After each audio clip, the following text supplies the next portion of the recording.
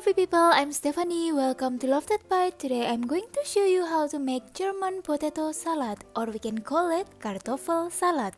So let's get started. Place the potatoes in a large pot and fill with enough water to cover. Add a teaspoon of salt and half teaspoon of caraway seed. Boil and cook for about 15 to 20 minutes or until easily pierced with a fork.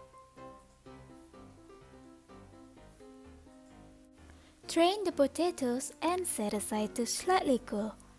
When the potatoes are cool enough to handle, peel them using a small paring knife and cut around half centimeter slices.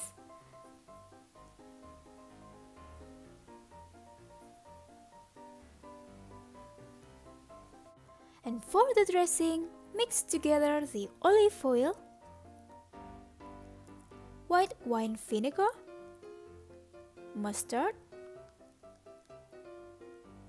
then season with salt and pepper.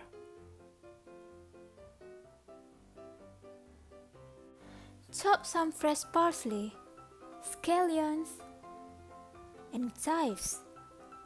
Then add them in the dressing mixture and give a little stir. Pour hot vegetable broth over the potatoes along with the dressing mixture.